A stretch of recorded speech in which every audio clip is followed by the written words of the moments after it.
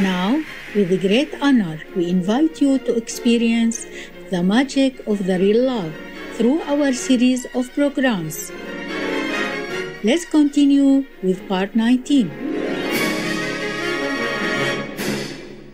In this episode, we will continue the after-event panel discussion held by actress and comedian Deborah Wilson, actor Billy McNamara, entertainment reporter and TV host Brandy Williams, and ultra-endurance athlete and attorney Rich Roll.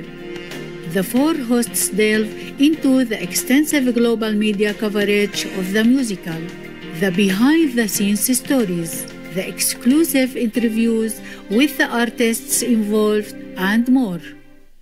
Not that I have magical power, but I could see through the walls and the roof. Thousands of holes in everywhere. I called it 5,000-star hotel. And it was pretty cheap, yeah. It was in one of the houses, the mud houses that I stayed. Most of the time, I climb up the roof to sleep. We didn't have a staircase, huh? You have to kind of climb the wall with your finger and because the wall is mud anyhow. Often the scorpions came up to the roof like me, doing yoga exercise and then meditation, like big deal. In the morning when I woke up and said, "Ooh, what is that?" And he raised his head and said, "It's me." It's me, Scorpio.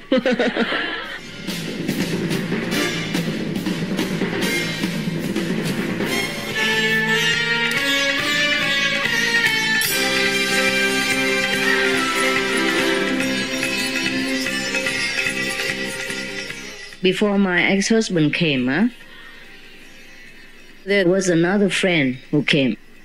He brought there with the trend like survival into 24th centuries, things like that. With raw food, sprouts and wheat germs. And he said, "Oh, I don't have anywhere to go." So I said to him, "You can use my room until you have next room. I don't sleep here, and daytime I'm gone, and nighttime I sleep in the roof." Klaus, how can I make you understand what I mean when I say I absolutely adore you? And I'm going to keep sleeping on the roof. In any case, it will soon be time for me to be pressing on. My ex-husband went to India to find me. Meanwhile, he was miserable, and they tried to tell him that, you should not worry about your wife. You should worry about your soul, And at that time, he already knew that I was in Rishikesh. Yeah? So he said to them, my soul is in Rishikesh. And then the next morning, probably my ex-husband came. Okay? But I said to him, well, this is the last day of my 7 days retreat in the middle of the Ganges River. So would you please wait for me until the evening and I come back? But that day, I couldn't go by boat. There was so much wind and rain. The Ganges water became like an ocean. So I had to turn around and walk many miles upstream. It was about 7 o'clock or more when I reached my place. But my husband already gone. I found my friend. I recognized it was a movie camera that was belonged to me before I left him. And I said, what was that? He said, he gave me this movie's camera. Your husband asked me, where do I stay? I said, I stay here. In your room. And sleep in your bed. Rolf? Here? When? Oh, just now. Well, where is he? No, he left. I sent him away. What? Okay, he left. He was pretty angry. But why? Because we're living together? That's ridiculous. Did you tell him the truth, that I sleep on the roof and you're here temporarily until you find your own hut? Which way did he go, Klaus? That way. No, wait. That way.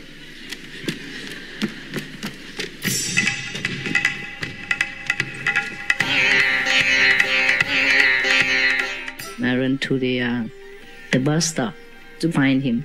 But then he was. He left and I came. Just like those sad romantic movies.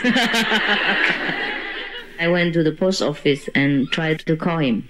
But to call Delhi from there is like you contact the moon or Mars, you know.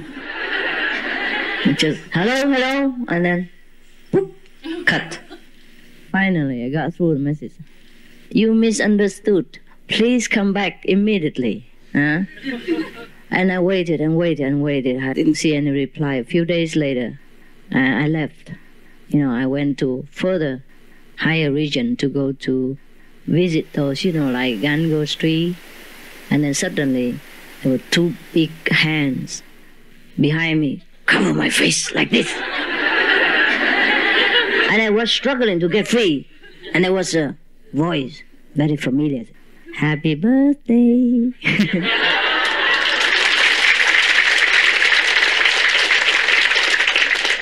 And I turned around, there he was, my husband.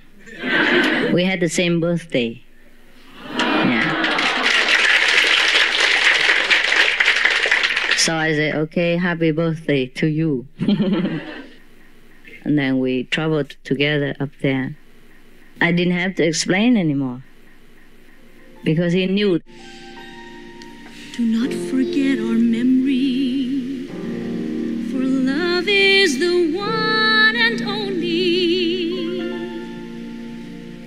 Who says the world is ephemeral?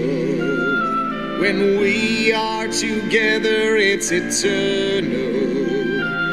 Dream and life merge in unison when our souls are one. When I was in the Himalaya in India, I didn't have much money. I had to stretch my money very long. So I didn't know how long I would stay there. Sometimes I just ate chapati and peanut butter. And chapati I made myself too. It's even cheaper than buying it. I lived through like that many, many months. Sometimes I ate only raw food. If I went to high altitude, the air is too thin or I don't know. Can't cook. You can, but it takes half a day to boil a little 2 centimeters of water. It's okay.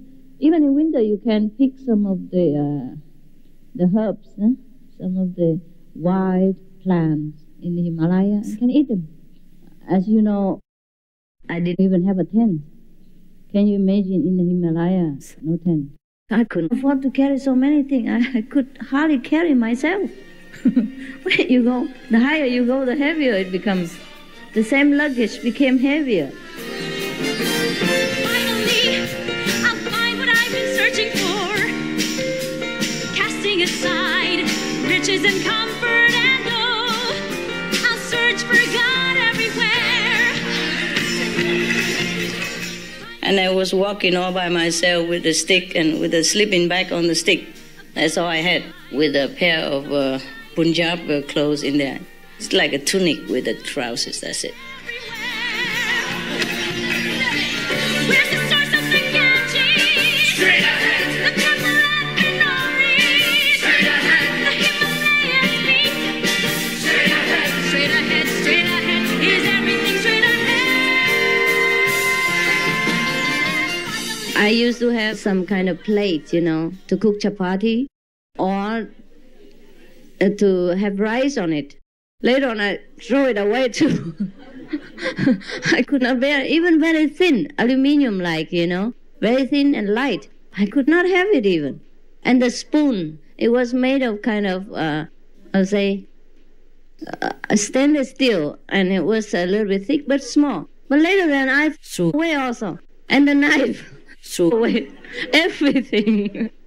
All day long, my feet were wet because my walking shoes were kind of sport shoes like you. And the snow melt inside. And it was always wet and cold. When I opened it at the destination, it was swollen like that. And so cold, I could not even move. It's still there, but I cannot move the toes. Your door is forever forbidden. Every every time I approach, it shuts aloof and cold. I wasn't equipped. I went all over the place together with the bears and snakes and rattlesnakes, and scorpion and all this. And I had only 2 pairs of clothes, thinner than this. I ran in the Himalaya. I didn't catch cold ever. And the clothes were so wet, they didn't dry. And I didn't have money to buy even wood. I just stand around people who had fire, and hang my clothes with my hands. So a little heat would come, and the clothes would dry quicker, better than nothing. And meanwhile, you keep a little bit warm.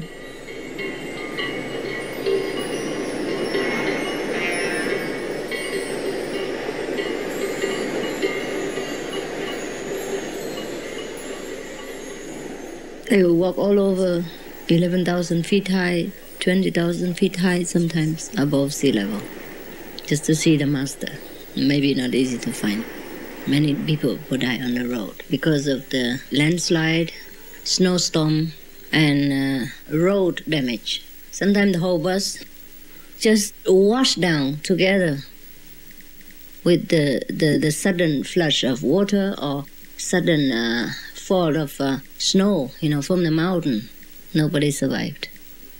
I went one time with the bus, and the mountain was collapsing in front of us, and then covered our bus. It was very chaotic, About 60 people on the bus, and already the stone falling down. Where can you go now? In front is stone, on top is stone, behind is stone, and under here is a deep cliff, huh? And if you run down there, you become sand, dust. Yes, you cannot even find your bones.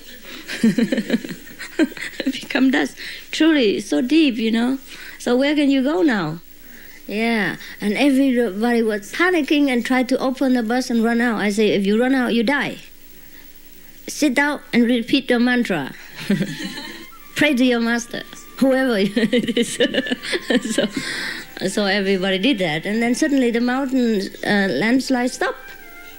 It's supposed to rushing down, and it just suddenly stopped. So everybody came and thanked me. I love to sit on the riverbank, listening to the sound of water and the birds. I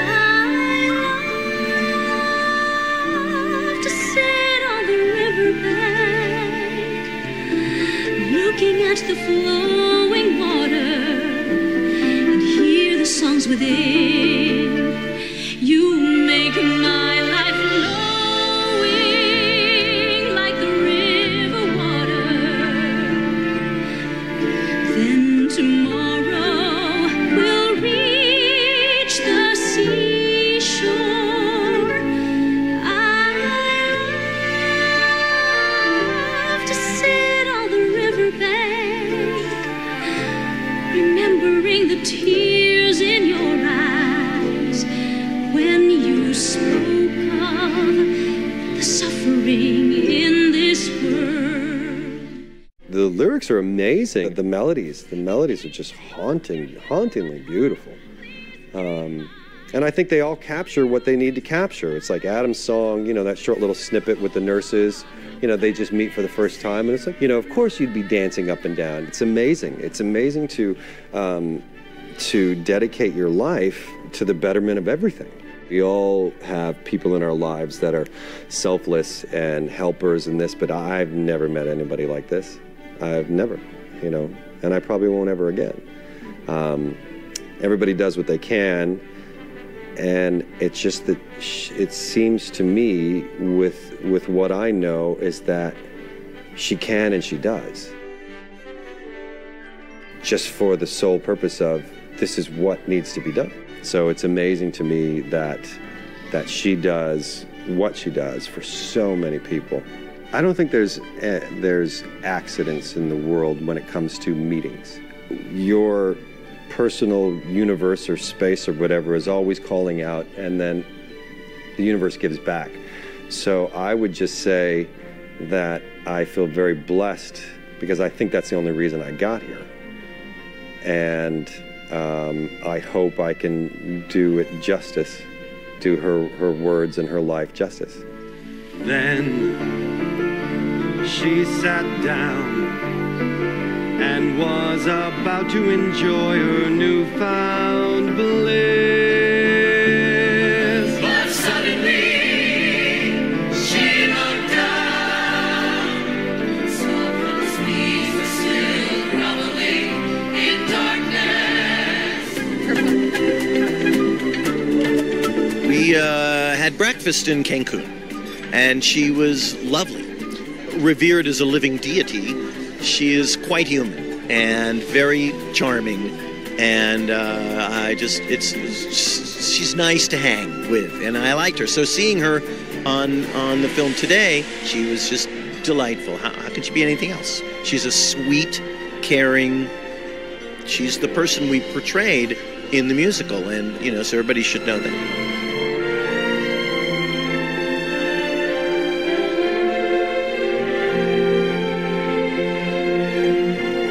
Last month since I've been here, I have been 100% vegan. And you know what? I'm energetic. I have lost nothing by not eating meat products. It's actually pretty good.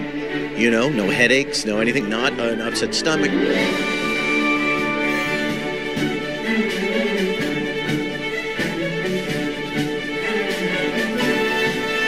I got to play music by these incredible composers, and Doug orchestrated such a beautiful piece. I got to play the wood flute and the saxophone and the clarinet, and it was a thrill.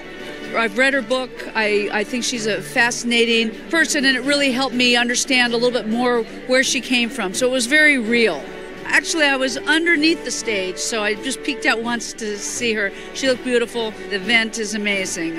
It's a 10 out of 10. I have the Supreme Master TV app on my iPhone and my iPad. I love it.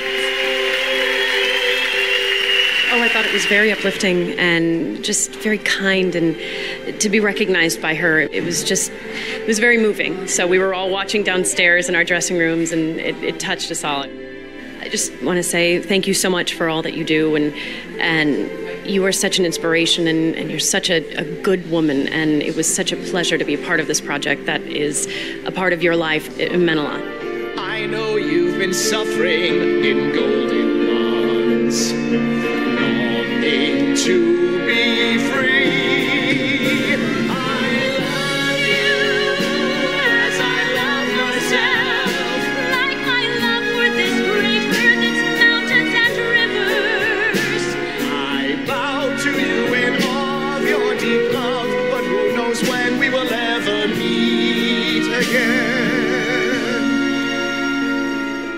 There was a great story at the end.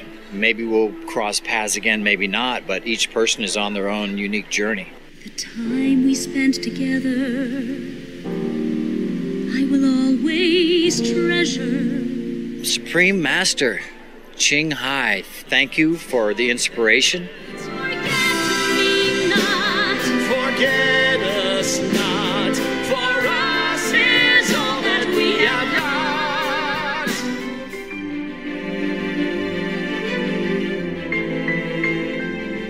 Peaceful viewers, we appreciate your company today for The Real Love, a musical that unites hearts. Part 19 of a multi-part series. Please join us again next Tuesday, August 3rd, for Part 20.